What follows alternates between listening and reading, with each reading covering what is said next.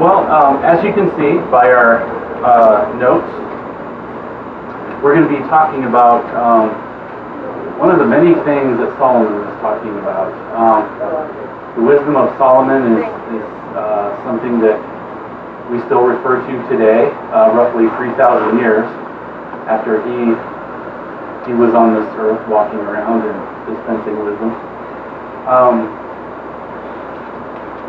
I'm going to be preaching from Ecclesiastes 3. And I say that mainly for my benefit, so I know where I'm turning right now in the Bible.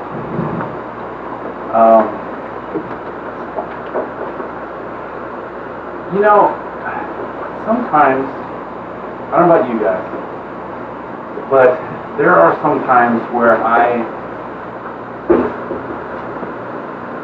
think about my place in God's creation. It's not unusual we're human beings, so sometimes we think about our place in this world. Who am I? How do I fit in? Where do I fit in? Things like that. Questions of that nature. And, I think that's perfectly natural and healthy to do. We like to assess our lives sometimes. And Solomon did that too. Apparently the wisest human being, aside from Jesus at least, often thought about that. And basically we have a whole book about it. You could say, well, we've got about 2 or 3 books about it, but the one I'm talking about is Ecclesiastes. And this is a book of wisdom attributed to Solomon. There are some people who say, well, it may not have been Solomon exactly, but I think for the most part, evangelical scholarship has always maintained, with very good reason, that it was Solomon. And I'm going to jump right in, and we're going to start in Ecclesiastes 3. Okay? And so Ecclesiastes 3 contains one of the most recognizable passages in Scripture, especially there in the beginning. If you're in Ecclesiastes, I'm in 3 and verses 2 to 8, first of all. And that's where, 1 to 8. And I'll just go ahead and read that because we're not going to be necessarily going right over it, but it leads up to where we're going to. Okay? He says, there is an appointed time for everything, and there is a time for every event under heaven. Have you heard that before? Yeah. A time to give birth, and a time to die. A time to plant, and a time to uproot what is planted. Is this sounding more and more familiar? A time to kill, and a time to heal. A time to tear down, and a time to build up. A time to weep, and a time to laugh, a time to mourn, and a time to dance, a time to throw stones, and a time to gather stones. At the very least, if you've not heard it anywhere else, you've heard it on the radio in the 60s. Do everything turn. Yeah. That was just a straight lift from Ecclesiastes. No more, no less. Kind of an interesting thing for a 60s rock band to sing about. So this passage leads up to where I'd like to talk about. And I'd like to start us off, or I'd like to talk about basically the passage that you see there in your notes, from verse 11 to verse 14. In the notes I have each verse kind of highlighted by itself, but I'm just going to go ahead and just read them all together as one little chunk. He has made everything appropriate in its time. He has also set eternity in their hearts, yet so that man will not find out the work which God has done from the beginning, even to the end. I know that there is nothing better for them than to rejoice and to do good in one's lifetime.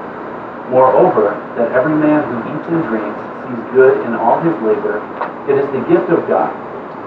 I know that everything God does will remain forever. There is nothing to add to it, and there is nothing to take from it. For God has so worked that men should fear him. Now, this is just one little passage lifted out of an entire chapter. But I've always been fascinated by these particular roughly 4 verses. Because they, right here, for me anyway, is where Solomon is hitting home. Solomon is just like us. Okay, well, we weren't a rich and powerful king in the ancient Near East. But he was just like us because he was a human being. And he did a little thinking once in a while. Who am I? How do I fit in this world? And all those related questions that we think about. As I find myself, when I came across this passage, I found myself upon the realization that I think about this all the time. And I thought, I can't be the only one. I'm not the only one, surely. This is, my name isn't Shirley. And, sorry, I have to say that. Surely I'm not the only one here that thinks about this. Because it's not only a praise to God, this passage. As you look over the notes, just look at any random verse there, and you'll see that interwoven into Solomon's thinking about mankind, and probably more specifically about himself, but generally about mankind, there's also woven into there little bits of God. Like right at the beginning, he has made everything beautiful in its time. That's sort of like a mini psalm. That almost sounds like something that does come from Psalms. And I wouldn't be surprised if it was in Psalms. So it's also a little praise to God. So basically what we have here is we have a little bit of part philosophy, part praise. And Solomon's putting them together. Very naturally, I think. This is very nice thinking. It's very beautiful, it's uplifting, but it also means something. So I would just like us to kind of hit, I did it on my own, and I would like to share it with you, sort of hit each particular verse, kind of individually. So the first verse, Ecclesiastes 3:11, he has made everything beautiful in its time. Also, he has put eternity into man's heart, yet so that he cannot find out what God has done from the beginning to the end. So as humans, we realize intuitively almost that there is something beyond ourselves and this world that we live in. Now, as Christians, it's not only something that we think, hey, that might exist. We know it exists. We know that there is something beyond it. Okay? And it's more than something, if somebody were to ask us, they might not get a whole lot of information because we haven't seen beyond. We don't see it with our eyes. Like I see this post that I'm always referring to every day. My buddy's a post. But we don't, it's not a physical thing like the piece of paper that you have. But it's something that we know. There is a spiritual reality that we know to our core. We know it so deep down inside, we realize, wow, I must have a soul. There must be more to me than just my body. And so, I don't need to belabor that point, but interesting observations about this idea in nature. We appreciate flowers and vegetables. Then we take the time and care to plant them, and especially wait for them to grow. That expectation after you plant. What are you thinking right after you plant?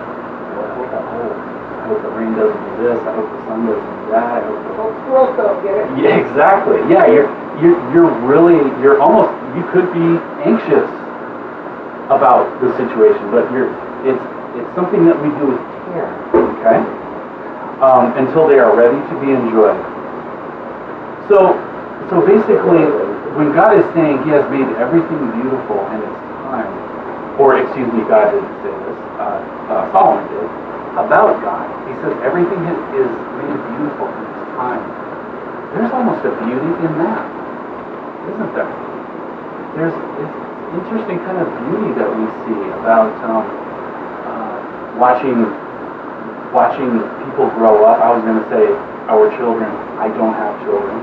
But I see the beauty in seeing my nieces grow up. They're not here in this state, and we don't get to see them very often, but there's an anticipation about, I can't wait until I see their pictures this year. Or like Oregon. And then, exactly, and we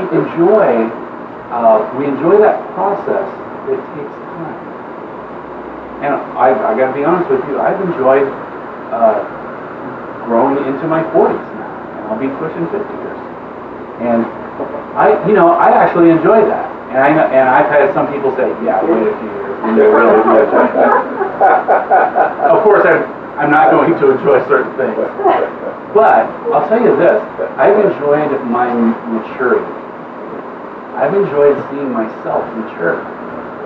And, so this doesn't even have to involve anybody else. We can just think about ourselves. And at the very least, we can say, praise God. Praise God that you're in my life. Thank you, God. Because He's the reason for my maturity, that's for sure. I have such a great capacity to be immature. That God is there and He is growing up. But so when Solomon says He has made everything beautiful in its time, we can apply just that one sentence to many different things about our lives that we enjoy. And there's a real beauty there. And beauty is something, again, beauty is an idea. It can't be touched. The idea of beautiful. Now we can see things that are beautiful. But the idea of beauty that we enjoy is almost like love, isn't it? Love is not something that can be touched. Love is not this piece of paper in front of me. And so these ideas such as love, beauty, truth, justice, things like that, they're ideas that God created. Well, and you could almost say that God didn't create love because He is love. That would create love. Can He create love or is He love? Well, John says God is love. Right, that's what it says. So God didn't just create these things that we see around us. Creation, it doesn't just mean, the majestic mountains and the cosmos. It's also the beauty of seeing things grow and seeing things find their own time. So I just wanted to kind of maybe share that with you all because I was just fascinated by this verse alone. This is actually kind of what got me started on this whole passage. I'm going to continue with Ecclesiastes 3:11. There in your notes it says, also He has put eternity into man's heart, yet so that he cannot find out what God has done from the beginning to the end. Now, I purposely have refrained from studying this passage for this sermon with professional biblical studies commentaries. Because I wanted for us to just hear these words and react to them just kind of raw, as it were. I wanted us to hear these words. Also, He has put eternity into man's heart. We have eternity in our hearts. And, that's not only indicating that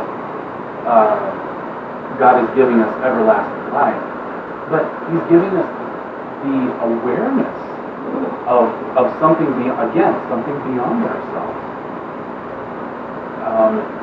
Your average animal doesn't, they don't think about eternity. They think about what's in front of them. Do I have a nice, if it's a dog, do I have a nice person petting me or playing frisbee with me? They think about the things that are going on. Sometimes we do too, of course, we're human.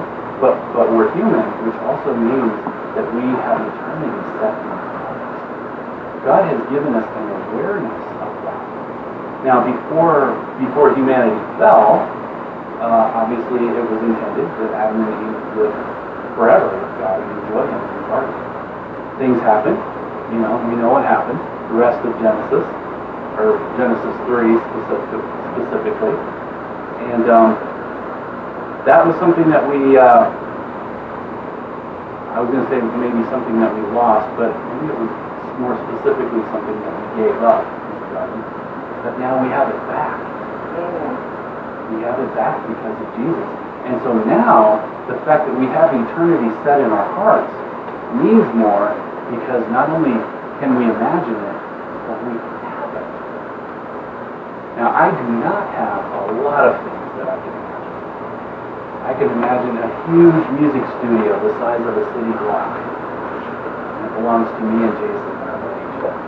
And we live there forever. And I imagine a lot of silly things. But this isn't silly, of course.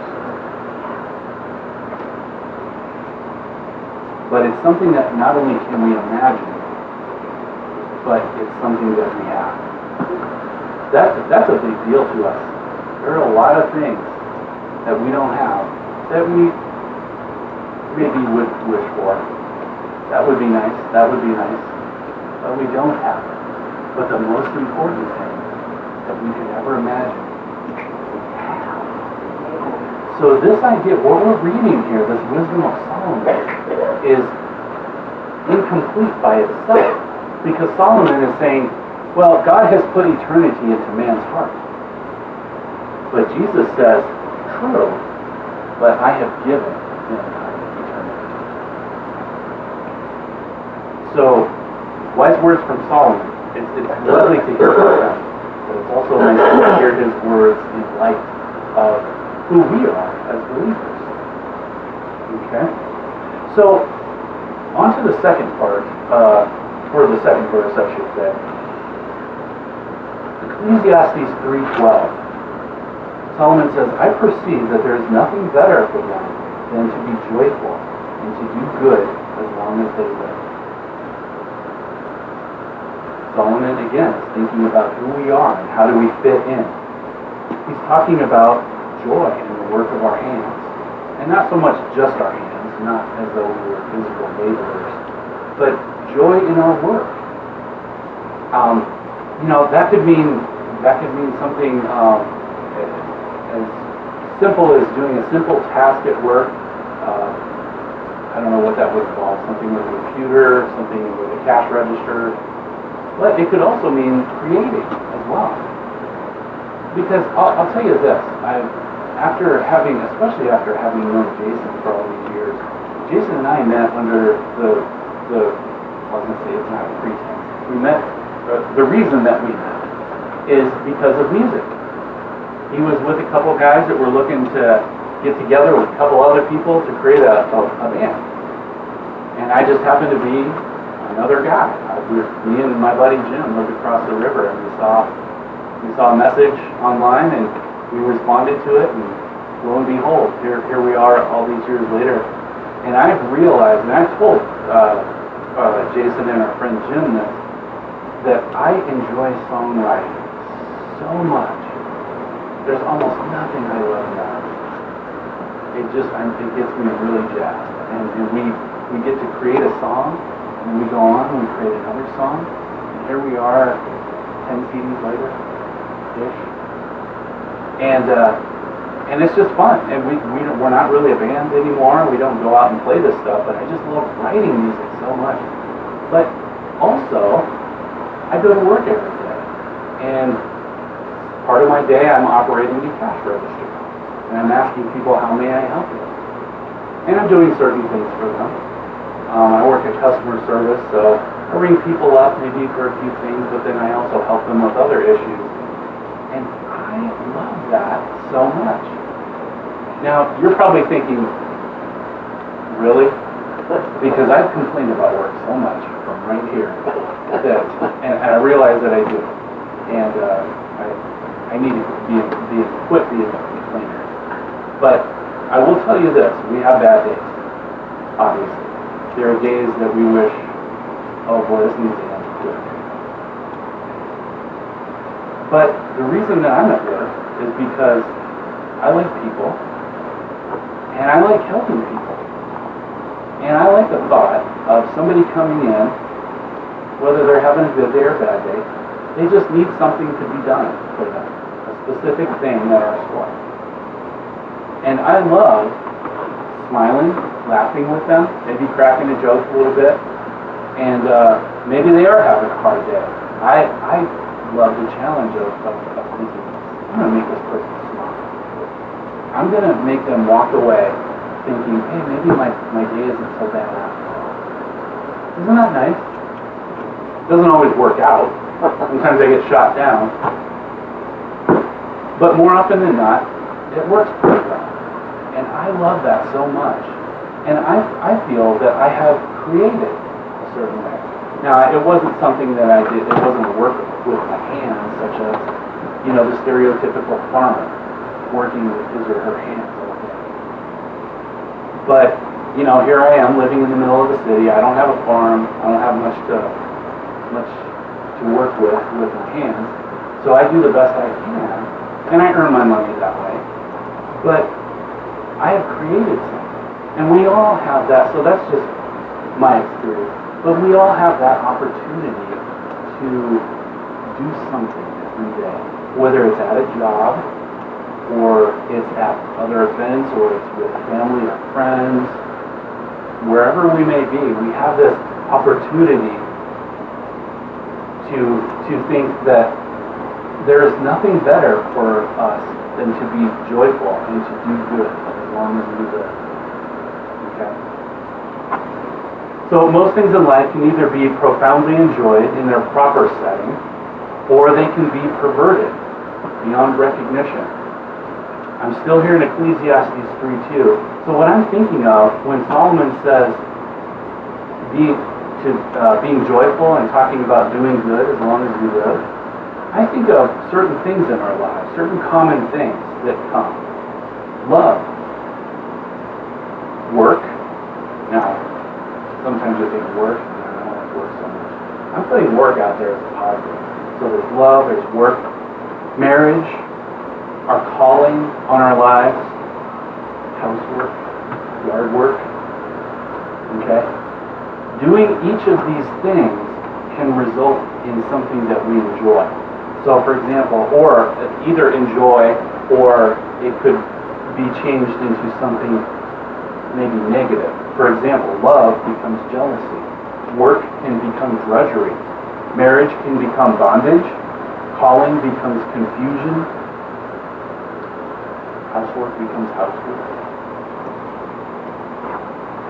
So when I read that Solomon was talking about there's nothing better for us than to be joyful and to do good as long as we live, it's not as simple as, oh, okay, well, I'm going to decide to always go out and do good everywhere, all the time, every day. Well, that is a great decision. It takes courage and it takes persistence, and it's great. The only but I'm saying is that obviously we're human. It doesn't always work out. If somebody comes to my counter at customer service and that I can tell maybe they're not having a great day, or once in a while I'll see somebody that looks like they just got done crying a lot, sometimes you can tell. And so that makes you want to really be extra sweet with people like that. Maybe even try to be a little funny and get them to laugh, or something like that. We can try to do things like that, or I can try to do things like that. You can imagine the things that you try to do in your own life that sometimes don't work out. Sometimes we get shot down. Sometimes it's too hard and we give up. So sometimes, even through the good things, the good that Solomon sees that we should be doing, and the joy that we should be having, it doesn't just come easy. And I'm sure Solomon knows that. But he's just saying that there is nothing better for us to concentrate on than to be joyful and to do good as long as we live. Now, again, this is something that Solomon is saying. But over here, Jesus is saying, yes, that's true, and I will give you the power to do that. Right? Because I'll tell you what, sometimes, and I give up too often, but sometimes I know I need to be doing something, I need to be active, spiritually active or whatever, and I just give up. I'll just say, oh, I've become discouraged, or I'm lazy. Well, why should I be saying that when Jesus is over here saying, I'm giving you the power to do that. He's conferring upon us personally the Holy Spirit to to live there with us, and to empower us, and to embolden us to act on the good and act against the evil. So again, Solomon is saying something that is very good, and it's good for us to concentrate on, but we know kind of the rest of the story, right? So Solomon again is dispensing wisdom, but we have the mind of Christ, according to Paul in Romans. According to Paul, somewhere else, he says Jesus has become for us wisdom from God. Where is that from? I know the phrase. Jesus is wisdom from God for us. Why didn't I look that up? Are you looking that up? Thank you so much. I can't even remember now if it was Peter or Paul or who, but wisdom from God. And so again, Solomon is dispensing wisdom, okay, and it's a godly wisdom, but he's giving us part of the story. Here we are 3,000 years later. We have the rest of the story. Solomon says, yes, the best thing for you to do is to be joyful and to do good. And Jesus says, that's very good. I agree with Solomon, and I also give you the power to do it. We only have to do it on our own power. Now, obviously, we have to work with God, and we have to kind of get our butt up out of the chair once in a while and do something. Not physically, necessarily, but we need to be acting on our spirituality. But we have the power to do so through Jesus. Jesus has become for us wisdom from God. I will find that, I promise. So that was Paul. Okay, 1 Corinthians. So in the third verse, we find satisfaction as sub-creators made in God's image. Now, sub-creators is kind of a strange word. When I first heard it, I thought, I kind of thought, what is this person into? It was an author of a book on, it was an author writing about the other author, J.R.R. Tolkien, who wrote The Lord of the Rings. So this other author, a more contemporary author, wrote about J.R.R. Tolkien's life. And he called J.R.R. Tolkien a sub-creator. And what he meant by that was that Tolkien was a godly man. He was, I believe, Roman Catholic. But he had interwoven so much spirituality and so much, I would dare call it almost biblical framework into a lot of the stories, especially the Middle Earth stuff, especially the Lord of the Rings stuff. You wouldn't think it on the just offhand, and maybe if you've just seen the movies, you wouldn't think it. But having read, the Lord of the Rings certainly, and The Hobbit, and some of his other Middle Earth stuff myself, I can attest that Tolkien was a very good sub-creator. And what this author meant by that term, and I'm applying it to us, and I'll get there, but what he meant was that Tolkien, as a believer, took his spirituality and his learning from the Bible and pushed it into his stories.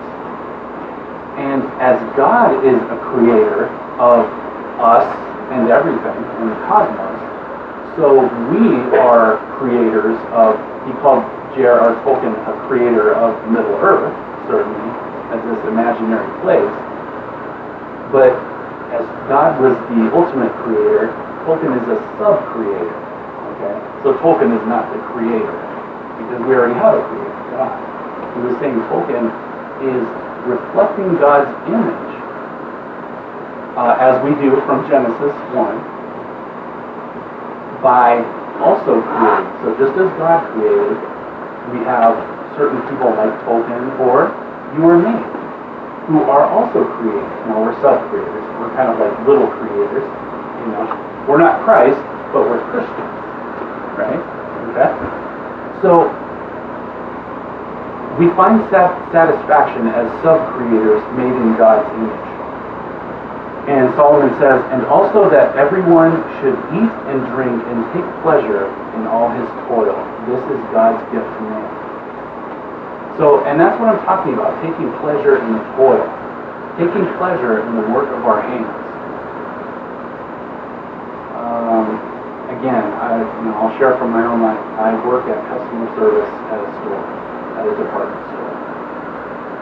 So there's not a lot that I do specifically with my hands that I'm doing work, unless I'm writing something or typing on a keyboard. But I do take pleasure in my toil. How? Well, I get paid for it. Not as much as I think I'm worth. Right?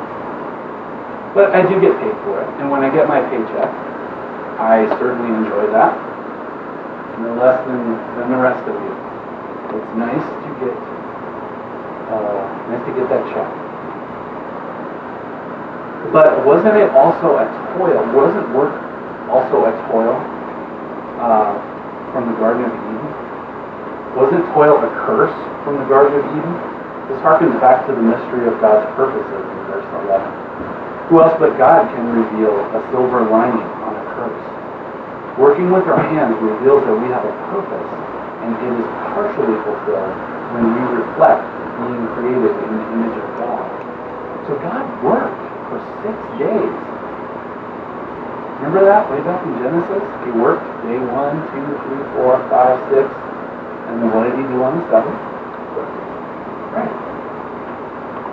Well, yeah, if somebody created the cosmos, I'd give them a pass on that 7th day. Yeah, just rest. Take your feet up. So he got on that 7th day, God was enjoying the fruit of his labors. He toiled, created an entire cosmos. There's more out there than we know about. We know a lot about our own planet here. A little bit about the moon, a little bit about Mars. There's a lot beyond that. So who else but God can reveal a silver lining in the curse of work? I can almost imagine the serpent going, ha ha ha, you got cursed too. I got cursed, but so did you.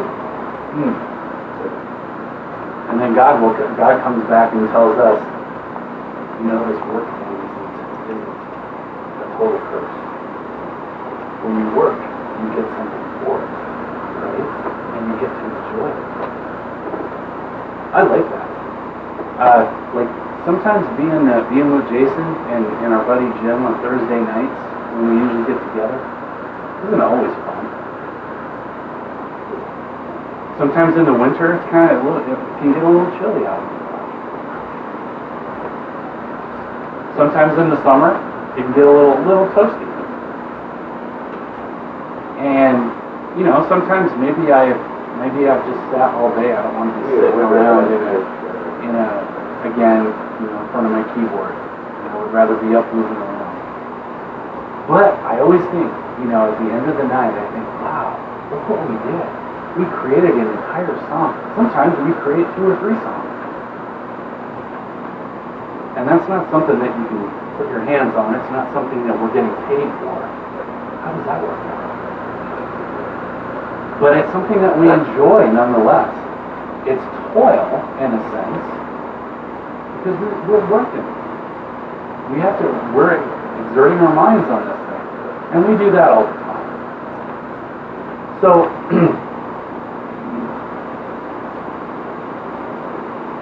I guess I do have a couple of scriptures here to kind of share along these lines of working. In Hebrews 1:10, the author of Hebrews says, to God, he says, you, Lord, laid the foundation of the earth in the beginning, and the heavens are the work of your hands. Now, I would assume since he's God, he probably didn't have to work that hard. I don't know, but I don't want to take anything from him either, so I'm not going to make a big commentary on that. But I'll say that the work of his hands are basically the most beautiful thing I've ever seen. Sometimes we get out in the country, away from the lights of the city, and then you look up and all of a sudden it's not dark anymore. You know why? Because there are actually stars up there. We don't know that from the city. We might see like Venus is over there, that's kind of bright. Of course we'll see the moon. And that's about it, maybe one or two other stars. Mostly we're seeing planes, spotlights on the clouds, whatever else. At least the sun reflects. There are stars out there. But what it is a star, the sun is reflecting. Sun reflects on the moon. Yeah, that's all it is. And that's beautiful. And we watch these television programs where, you know, they've got the Hubble telescope out there looking at things. And it is just amazing. And it makes me speechless. And Harry, I'm trying to talk about it anyway, so I just need to shut up. Along these lines of work, Paul says in 1 Thessalonians 4:11, he says this, and to aspire to live quietly and to mind your own affairs and to work with your hands as an instructor. Paul's instructing believers, hey, yeah, we have some spiritual issues going on here, but you know what? Don't quit your jobs. Don't treat people badly on your jobs or in life, out in the marketplace. Do these things. Aspire to live quietly, he says, and to mind your own affairs, and to work with your hands. When I do that, sometimes I don't do that often enough, and when I do that, I realize, wow, I'm a lot more peaceful than I was when I was having anxiety and just worrying too much about something. Paul says in Ephesians 4:28, he says, let the thief no longer steal, but rather let him labor, doing honest work with his own hands, so that he may have something to share with anyone in need. The thief is probably thinking, I don't care about sharing. But you know what? If he labored, doing honest work with his own hands, then he'd start caring about other people. Then he would have something to share with anyone in need. That's interesting. That's spiritual advice as well as just practical advice. Pretty wise. So, on to the last verse, Ecclesiastes 3:14. I've entitled this little section, We Understand Our Place in God Through His Work and His Creation. Solomon says, I perceive that whatever God does endures forever. Nothing can be added to it, nor anything taken from it. God has done it so that people fear before Him. Now we're not, again, we've talked about fear before. We're not fearing before God that we are afraid of Him, as it were, as He were the boogeyman, or Jason on Friday the 13th movies, or something stupid like that. We are afraid, or we fear before Him, in that we have a deep reverence, and we know our place before God. It will put us to our knees, it will put us on our face, but we're not afraid of Him. We fear before Him. It just means we know our place. We understand our place in God through His work and His creation, so that people fear before Him. Do you fear before Him? I fear before Him that we live on a tiny and otherwise insignificant rock surrounded by an infinitely vast and immeasurable cosmos. I'll never forget my dad. I was a kid. I don't remember what age I was. I was maybe about 8. And my dad loved, he got us hooked on National Geographic magazine when I was a kid. And so my brother and I just devoured them every month when they showed up in the mail. And there was this one issue of National Geographic that had all these, it was a special on like galaxies or something like that and how they form. And so there were just all these pictures from satellites and there were all these drawings from physicists and astronomers that kind of conjecturing, what the universe looks like. Is it round? Is it square? Is it, how far out does it go? Things like that. It was a very fascinating issue. I remember rereading it repeatedly growing up, trying to get more and more out of it. But I'll never forget my dad sitting us down, and I don't remember what my brother thought or what he said about it, but my dad was kind of describing what was going on in the universe. He said, he made me think about things beyond our own sun and our own moon. Because at that point in my life, I only thought about the sun and the moon because that's what you see in the sky, right? And then, yeah, there are stars, but I didn't really even know what they were. They were just little points of light. And I'll never forget my dad just kind of trying to explain it all, and it really started to make sense to me that those little points of light out there, they're all suns, just like our suns, but they're so far away, they just look like little pinpoints. What? Really? Well, I come to find out, apparently there are so many of them out there that we can't see most of them because either they're so far away or whatever. And they're countless. They are countless. You cannot count them. Does that remind you of anything else? Something else that's not countable, such as grains of sand, stars in the sky. God compared Abraham's children to these things when Abraham had no children. That's when it started. Okay, yeah, oh man, that's another sermon. But that's the kind of fear that we have. He who made, Amos 5:8 says, he who made the Pleiades and the Orion and turns deep darkness into the morning and darkens the day into night, who calls for the waters of the sea and pours them out on the surface of the earth. The Lord is his name. That's the kind of fear that we have for God. Matthew 10:28, Jesus says, and do not fear those who kill the body but cannot kill the soul. Rather fear him who can destroy both soul and body. That's the kind of fear we have.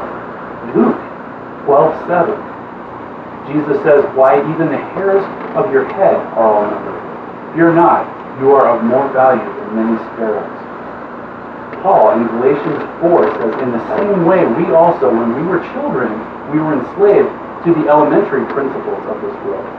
But when the fullness of time had come, God sent forth his Son, born of woman, born under the law, to redeem those who were under the law, so that we might receive adoption as sons and daughters. That's the kind of fear we have. I don't know anybody else who can do that. Whoever gets voted in as president, the leader of NATO, leader of the UN, I don't care who you are, you can't do that. So we properly understand our existence because of God. We are satisfied with what God calls good. Okay? We find satisfaction as sub-creators made in God's image. We understand our place in God through his work and his creation. Solomon has wise words for us. The wisdom of Solomon. That's the first thing we think about more often than not when somebody mentions Solomon. What do you think about Solomon? Oh, he was that wise guy from the Old Testament, right? He was that wise king from the Old Testament. And we think about other things, but we think about his wisdom. But guess what? We have wisdom from God. We have the very wisdom of God. The mind of Christ also. Okay? Something that I know that I certainly don't take advantage of. Something that I don't avail myself of as often as I should. But that just gives me opportunity to turn around and allow him to empower me to do the good that he brings me to. It gives me an opportunity to worship him.